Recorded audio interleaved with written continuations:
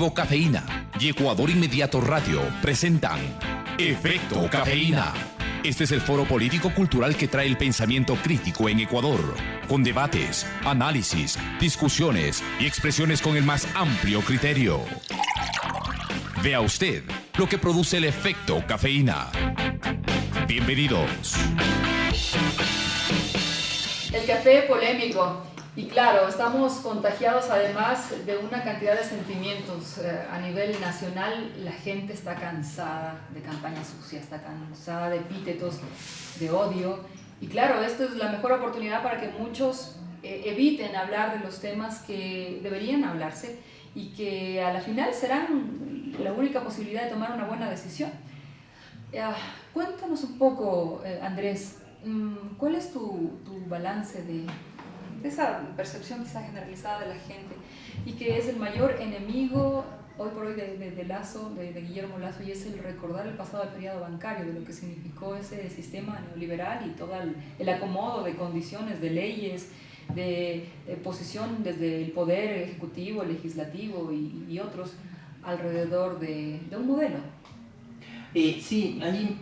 Es decir, que lamentablemente las campañas políticas se han venido vaciando, cada vez son más vacías, es una guerra de memes en internet, son unas campañas de desprestigio en donde se trata de ganar haciendo perder al otro y en donde la simplificación de mensajes desde las estrategias de comunicación han venido reemplazando al verdadero debate político de propuestas, de ideología, de visiones de país que se quieren construir. Es un proceso que está pasando a nivel internacional. Mea culpa, digamos, de los asesores de comunicación política que traten de llegar a eso, en lugar de llevar el camino más duro, pero más profundo, que es ir desde la construcción de una formación ciudadana, de una democracia que sea mucho más participativa y deliberativa. Y ahí llegamos a vaciar los mensajes y hablar de propuestas muy en el titular, sin explicar en profundidad para dónde van las cosas. Cuando en este momento y sobre todo en el contexto de la segunda vuelta sí necesitamos exigir a los candidatos que podamos debatir con claridad las propuestas. Hay dos modelos de país en discusión, pero que no se logran reflejar, que están escondidos después de, como digo, propuestas de titular o de campañas de desprestigio. Hay dos modelos de país y que inclusive nos llevan a lo que se conversaba hace un momento, cuál es el rol del Estado. Porque hablar de hay que reducir el tamaño del Estado es fácil decirlo, también es fácil hacerlo. Carlos lo dijo muy bien, un Estado que no se encargue de la educación y de la salud y que se lo deje al mercado, que se haga una zona franca, que se privatice, puede ser un Estado mucho más pequeño. ¿Cuál es la diferencia ahí para el ciudadano? Que en lugar de recibir los servicios públicos va a tener que pagar por servicios privados de salud o de educación. Entonces, así le digan a usted que le van a bajar impuestos, luego le van a estar cobrando las tarifas por estos servicios o se va a quedar, digamos, sin estos servicios. Con relación al periodo bancario, es un hito que representa un modo de gestión de lo público, ¿sí?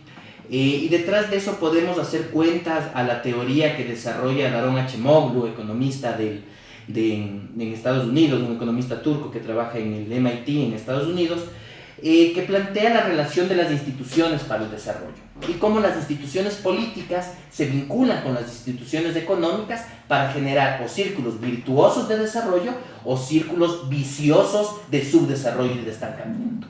Ese modelo que vivimos en los años 80 y los años 90 planteaba un Estado mínimo, planteaban justamente reducir el Estado a lo mínimo, a garantizar la seguridad, la propiedad privada y hasta ahí. Y entonces los servicios empezaban a privatizar. E insisto, cuando hablamos de privatizar los servicios, hablamos de que solo puede acceder quien puede pagar por ellos en el mercado. Entonces el ciudadano se convierte en cliente de un servicio en ese modelo. ¿Cuál es el otro modelo? En que tienes un Estado que es garante de derechos, entonces tiene que garantizar que todos y todas tengamos acceso a la salud y a la educación, y ahí sí el ciudadano es un ciudadano que tiene derechos. Entonces, eso está en discusión. Y que se acerque a los objetivos del milenio de las propias Naciones Unidas. Sin duda, que los objetivos del milenio, si es que los revisamos con nuestro marco constitucional, que es lo que hay que exigir, nuestro marco constitucional nos plantea un referente de derechos que está muy por encima de los mismos objetivos de desarrollo sustentable, ahora los objetivos los objetivos del milenio que ya se cambiaron en el 2015, ¿verdad? Y dentro de eso también viene entonces, ¿para qué ha servido el Estado? Entonces, la historia del Ecuador nos da cuenta que justamente cuando grupos económicos, grupos bancarios, que ojo, no es satanizar ni al empresario, ni al bancario, ni al banquero. O sea, es una profesión y hay quienes lo hacen extraordinariamente bien y que son necesarios para la sociedad, para que esto funcione. El problema que ha habido y de los actores políticos que tenemos en este momento es que cuando han estado en el poder político los han usado para su beneficio. Y no se trata de decir quién es culpable o no del feriado bancario, pero el feriado bancario, la crisis financiera del 99, se generó porque en el gobierno de Sixto Durán Ballén, Alberto Dají como vicepresidente, planteó una ley que desregularizaba a la banca, les dejaba hacer lo que quieran, les dejaba los préstamos vinculados, prestarse dinero a ellos mismos que después no se pudieron recuperar. Después, estando en el poder político, ya con Yamil Maguad, en donde también Guillermo Lasso fue funcionario en su momento, la ley de la AGD, que decía que si los bancos no pueden devolver los depósitos, entonces el Estado les dará pagando, como decimos, ¿verdad? Y entonces eso que genera un incentivo a no preocuparme de cobrar esos créditos, que además eran créditos que me hacía a mí mismo. Y después, ¿qué se hizo? Con eso entonces el Estado pagó o devolvió parte de esos depósitos con lo que se llamaban los certificados de depósito reprogramados, los CDR. ¿Y qué pasaba? Que los mismos bancos compraban estos certificados de depósito con descuento, al 40, 50, 60%. Es decir, si mis depósitos en el banco eran de $1,000, recibía un papel, un certificado de depósito por $1,000, pero yo le daba eso al banco y el banco me daba apenas 400, ¿verdad? Y después, ¿qué pasó? Por un decreto se puso que la Corporación Financiera Nacional compre sus certificados a los bancos al 100%. Entonces, los $1,000 que tenía yo, le vendía al banco en 400, pero el banco 600. Le devolvió al Estado en 1,000. Entonces, los 600 que eran de mis depósitos se quedó el banco. ¿Y qué pasa en todo esto? Lo que pasa en eso es cuando tienes en el poder político a personas o a grupos de personas que gobiernan para sus intereses particulares. Por eso decíamos justamente, los banqueros nos hicieron pobres con el feriado, con la crisis de 1999. Lo que tuvimos fue de nuevo ver el desarrollo en el bienestar. Lo que tuvimos fueron millones de ecuatorianos, sin exagerar, que salieron del país, un incremento de la pobreza que llegó hasta el 56%. Entonces hay un modelo ahí que está claro y hay un modelo alternativo que está también en disputa con sus errores, con sus cosas por mejorar sin duda. Lo que tenemos que preguntarnos es en esa disputa, ¿desde dónde podemos realmente pensar el país que queremos? Lamentablemente la campaña política ha estado tan bien diseñada para llevarnos al desprestigio, para llevarnos al odio, para enojarnos. Creo que la población, todos estamos ya saturados, digamos, de tanto desprestigio, cosa que vamos a votar más por indignación contra el uno, contra el otro o contra todos, en lugar de ir reflexionando a votar por el país que queremos construir para nosotros, para nuestros hijos. Y algunas veces se puede pensar que hasta ese desgaste es estratégico precisamente para que se responda totalmente, al político y no totalmente. A la política. Son guiones de los candidatos y guiones de los medios de comunicación que es evidente. Pero sirve muchísimo para poderlos deconstruir, decía Jacques Derrida, de construir el mensaje. Allí está el reto de poder llegar a la profundidad de aquel. Y justamente cuando se habla o se enuncia temas como Guillermo Lasso no está preso por el feriado bancario, entonces no ha cometido ninguna ilegalidad. Finalmente, cuando se produjo el feriado bancario, él no era superministro, fue luego, era gobernador. Son una serie de salidas de bypass, pero que claramente lo ha explicado Andrés Mideros en esta explicación, justamente en esta exposición, perdón, pero provienen de los albores de la República y antes, precisamente. De acuerdo a la constitución de nuestra moneda, por ejemplo, cuando estaba en manos de una hacienda, o sea, era la moneda de la hacienda, luego una moneda de un banco privado, y así se fueron amasando fortunas históricas que finalmente, a través de las leyes de la permanencia en el poder de las mismas familias, fueron, a través de la, no sé, especulación, acumulación, degenerando en esta concentración de la riqueza que desde 1978, una vez más, hasta todo lo que duró, lo que se llama la larga noche neoliberal, generó, digo, en estas condiciones dañinas para unos y totalmente beneficiosas para otros. Efectivamente, todos estos elementos tienen sus raíces inclusive desde perspectivas sociológicas y antropológicas que de alguna manera han configurado lo que somos los ecuatorianos, podría decir inclusive lo que somos los latinoamericanos, en relación a cómo se maneja el poder, a cómo entendemos ahora estos regímenes democráticos y a cómo se manejan también los procesos eleccionarios.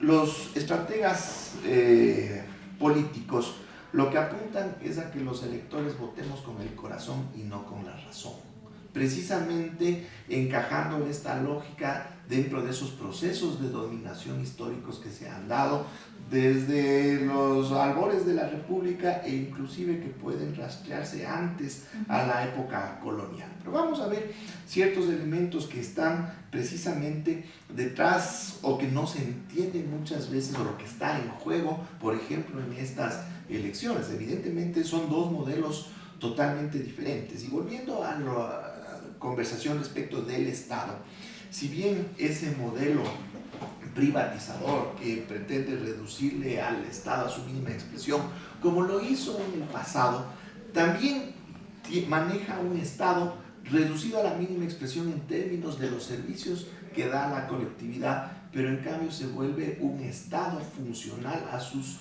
intereses. Con el feriado bancario, si nos vamos años antes, con la famosa sucretización de 1983, ¿qué es lo que se hizo con el Estado? El Estado terminó asumiendo los costos de una crisis derivada de manejos dolosos, no en lo legal, pero sí en lo ético, porque hasta se configuró la ley de tal suerte de que esas prácticas que eran inmorales, eran antiéticas y atentaban contra los intereses del país, se volvían prácticas legales. Entonces, ¿qué es lo que el Estado terminó? Es asumiendo esos costos. ¿Y eso qué significa? Que si el Estado asume los costos, ¿quiénes somos los que pagamos? Todos los ecuatorianos pagamos los errores y las trafacías de estos grupos de poder. Entonces, siempre se benefician. En ese tiempo, con la privatización, se licuaron deudas enormes de los grupos económicos más poderosos. Exactamente. En resumen, lo que sucedió es que una deuda externa privada, es decir, deudas que contrataron empresas privadas y bancos comerciales privados en dólares, terminamos pagando todos los ecuatorianos, cuando eso años después se convirtió en la deuda externa del Estado ecuatoriano, cubriendo mínimas partes de ese endeudamiento en los sucres de la moneda local, pero que se licuó esa deuda en términos de que hubo una depreciación y devaluación de la moneda, etc. Es decir, a la larga fue un mecanismo de transferencia de esos costos a toda la sociedad, que inclusive esa transferencia les lleva a ese estado mínimo y reducido, solamente funcional a los intereses, a que precisamente pueda subsistir su operación a través de otras prácticas que a veces no se entiende, que le hundieron más todavía a nuestra economía. Un Estado que tenía que utilizar cada centavo que lograba recibir como ingresos para el pago de esa deuda externa, para su operación interna, necesitaba de recursos que se generaron emitiendo inorgánicamente, y eso nos generó este proceso inflacionario y ese entorno de inflación permanente que vivimos a lo largo de toda la década de los 80 y de los años 90. ¿Y qué es la inflación? Vuelve a afectar a la mayoría de las personas porque se vuelve un impuesto, incluso se lo llama el impuesto inflacionario, a través del incremento sostenido de los precios de bienes y servicios. Todos terminamos pagando ese financiamiento del Estado que tenía que hacerlo, ya que los pocos recursos frescos que recibieran para pagar esa deuda externa, que terminó asumiendo de estos actores privados que cometieron estos errores o que hicieron estas trafacías en el marco de leyes que ellos mismos las configuraron. Gobierno de Sixto Durán Ballén, de Lucio Gutiérrez, de Yamimagua, todos cumplían la receta del Fondo Monetario Internacional, pero particularmente el de Sixto Durán Ballén reducían al mínimo justamente la presencia del Estado, el gasto, que sí ahí sí era gasto, no inversión, para salud y educación iba del 2%, 3%, y el servicio a la deuda externa alcanzaba 30-40%. Para acreedores que incluso estaban en el Ecuador, extrañamente hasta la propia Iglesia Católica, Juan José Ponce, algunos otros nombres que aparecían de las grandes familias en auditorías de la deuda externa. Este es el modelo entonces que queremos traer a la memoria quizá a algunos, o tal vez al conocimiento de otros. Hay una gran generación de votantes jóvenes que apenas lo que han podido conocer de política es lo que han vivido en los últimos 10 años.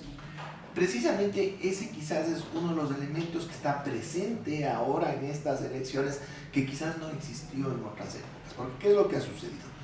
10 años de un gobierno con ciertas características que no se puede negar que han dado estabilidad en muchos aspectos.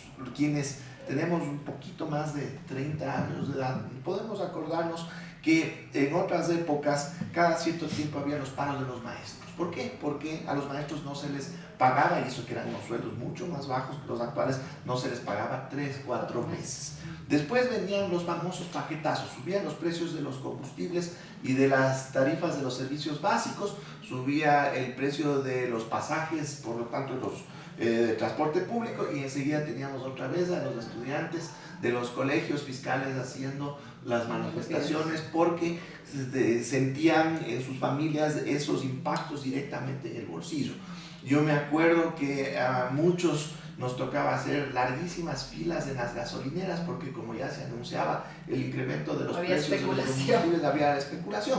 Todos estos elementos, estas casi anecdóticos que estoy comentando en este momento, son totalmente desconocidos para esta generación de jóvenes menores de 30 años. Nunca vieron este tipo de situaciones, no pueden entender cómo era el país de hace un poco más de 10 años, de hace 20 años. Entonces, luego de vivir 10 años en esta situación de relativa estabilidad, donde los sobresaltos se daban más bien en la arena política y se veía en televisión, pero no se sentía en el bolsillo popular. Entonces, desde esa perspectiva puede resultar atractivo un cambio, pero un cambio porque tal vez están aburridos, porque tal vez quieren experimentar nuevas cosas, pero porque no vivieron esa otra realidad que muchos conocemos y frente a la cual nosotros tenemos esa gran preocupación de volver nuevamente, es decir, de retroceder estos 10 años y volver a esa situación de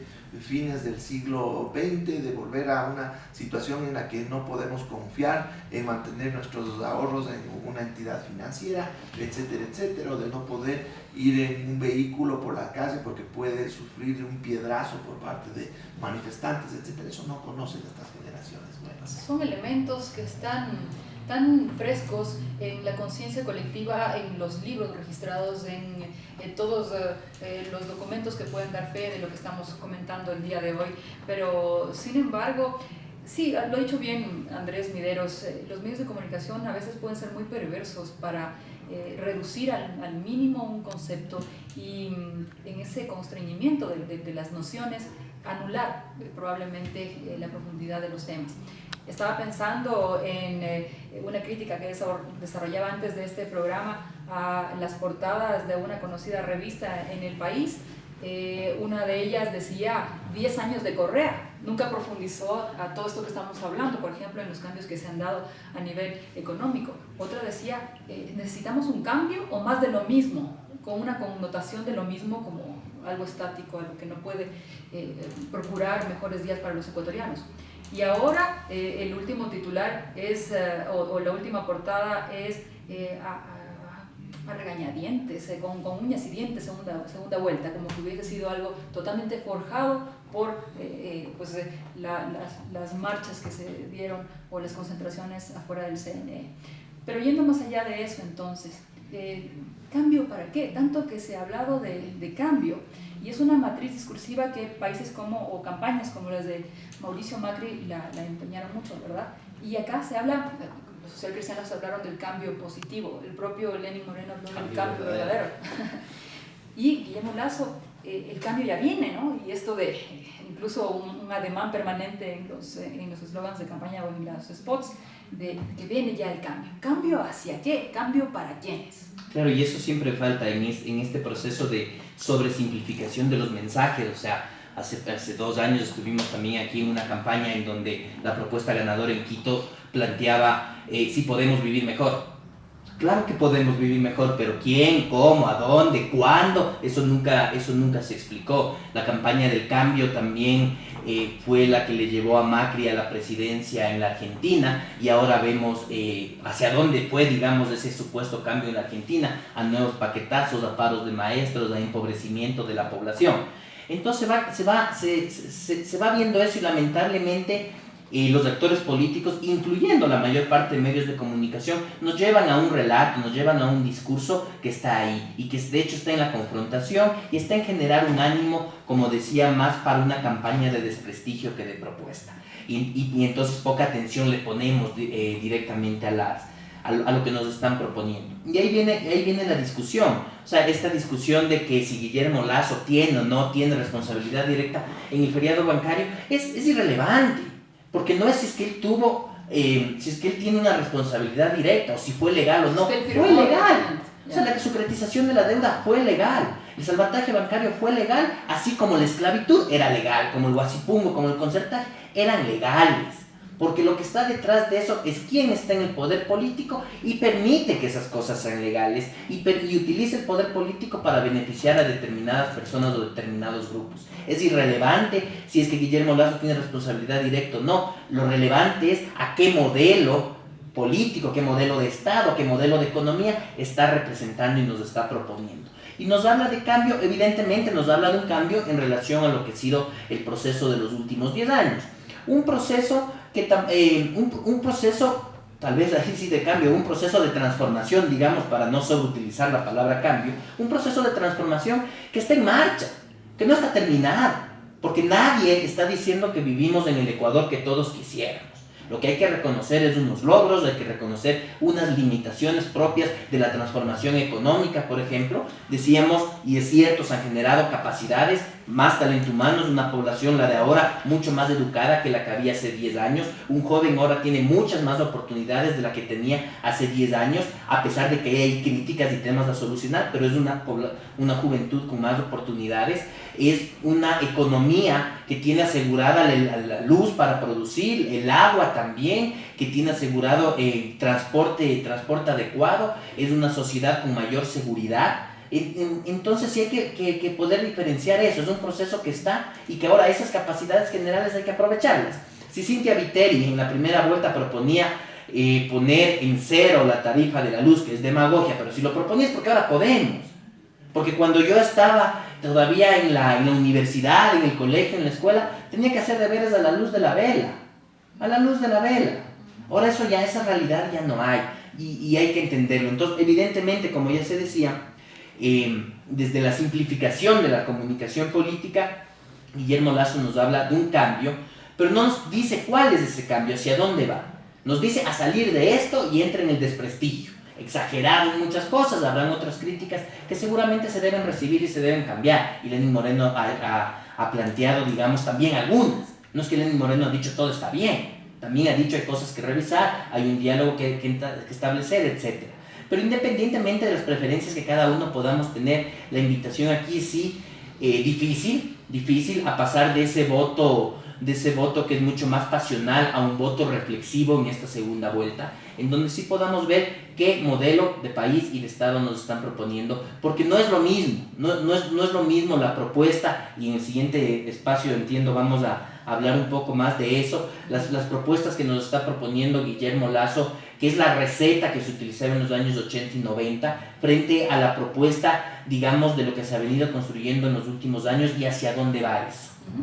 Pero para concluir este segundo bloque, inscribamos también esto que de alguna manera se configura como las propuestas de uno y otro modelo a la luz del nuevo orden mundial, de cómo se están presentando las cosas, de cómo se mueve Europa, del fenómeno de migración, de pues una declaración de tanto enclaustramiento de su economía de los Estados Unidos versus una China totalmente pues agresiva alrededor de ser la primera potencia económica, etc. Y nuestro propio tratado con Europa, que nos pone en algunas otras circunstancias. Claro. Ya, muy bien.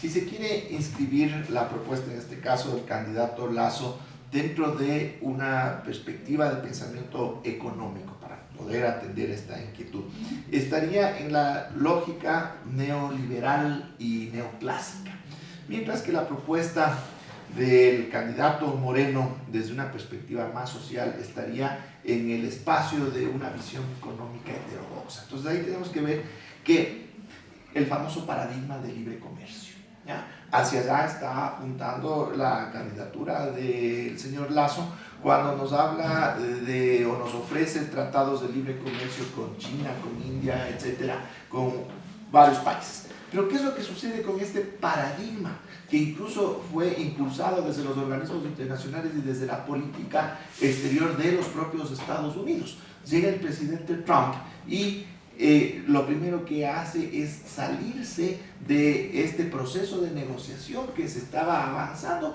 para llegar a un tratado comercial entre varios países en la cuenca del Pacífico. Entonces, ¿qué es lo que nos está indicando? Y con razones que van detrás, es decir, no es que simplemente es una propuesta de campaña y punto, sino que ¿qué es lo que se estaba viendo en los Estados Unidos? Que esa apertura comercial de los Estados Unidos lo que llevó es a que este país saque sus industrias hacia otros países, por ejemplo la industria automotriz principalmente a México, ¿ya? Y lo que generó esta idea de libre comercio a mansalva es un fuerte desempleo en lo que se llaman las industrias duras de los Estados Unidos. Entonces un hecho práctico derivado de una lógica que era buena para los Estados Unidos cuando los Estados Unidos era un exportador neto de productos tecnológicos y de alto valor agregado, pero cuando ya no es un exportador neto, cuando tiene competencia de afuera y encima se facilita la externalización de su propia industria, ya el libre comercio deja de serles útil, mientras que en la teoría sigue sustentándose como un paradigma a seguirse. Pero mientras los Estados Unidos está ya girando en 180 grados en este tema, el señor Lasso propone exactamente aquello que ya no le conviene a los Estados Unidos. Entonces ahí tenemos que ver que hay un elemento ideológico y también un elemento relacionado con intereses de ciertos sectores. ¿A quién le interesa el libre comercio? Al que quiere exportar y colocar en otros mercados y al que quiere importar sin que se le encarezcan sus productos en el mercado local. Pero ¿qué pasa con el industrial? ¿Qué pasa con la pequeña y mediana industria que va a tener que competir con importaciones de productos similares a más bajo precio? ¿Qué le pasa al textilero en Atuntaqui? ¿Qué le sucede al zapatero en varios lugares del país? Si es que con estos tratados vamos a tener una inundación de esos productos a más bajo precio. Es decir, tenemos que ver que esta lógica legitima y favorece ciertos intereses, pero del otro lado perjudica a otros. Y así podemos ir enumerando uno tras otro de estos elementos circunscritos dentro de la visión neoliberal de la economía que vemos que se está ya derrumbando en el centro del capitalismo mundial. Mucho más amenaza para los países que podemos vernos indefensos, sin protecciones a nuestros productos, con las nuevas amenazas probablemente, sin una moneda propia de una apreciación del dólar, etc. Exactamente, en ese sentido el Ecuador es tremendamente vulnerable, no solo porque tiene al dólar como moneda local, es decir, no tiene los instrumentos monetarios y cambiarios del cual sí pueden disponer otros países para defenderse, sino porque las características de la economía ecuatoriana son peculiares. No es una economía tan pequeñita como la economía dolarizada de El Salvador, que depende fundamentalmente de las remesas de sus migrantes en Estados Unidos. No es una economía como la panameña, que depende del canal de Panamá y fundamentalmente de flujos financieros, entendiéndose que es un paraíso fiscal. Es una economía que tiene una producción local, tiene un aparato industrial, tiene una participación del 65% en el PIB de servicios, que son generadores de valor agregado. Es decir, es una economía que tiene mucho que perder frente a otras economías similares y sin las herramientas que tienen otras economías que tienen mucho menos que perder en el marco de estos procesos de liberalización comercial. Y ahí es donde se entienden temas como salvaguardias para proteger a la industria nacional, para no dejar que la importación pues colonice y pues desequilibre esa balanza comercial.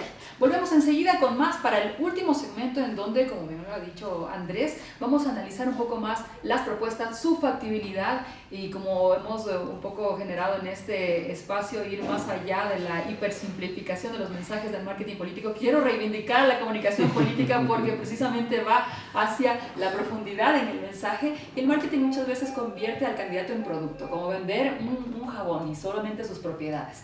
Pero nos desafiamos justamente en este ejercicio de comunicación política para ir más allá. Volvemos enseguida con más, ya en el último segmento, El Gran Elector.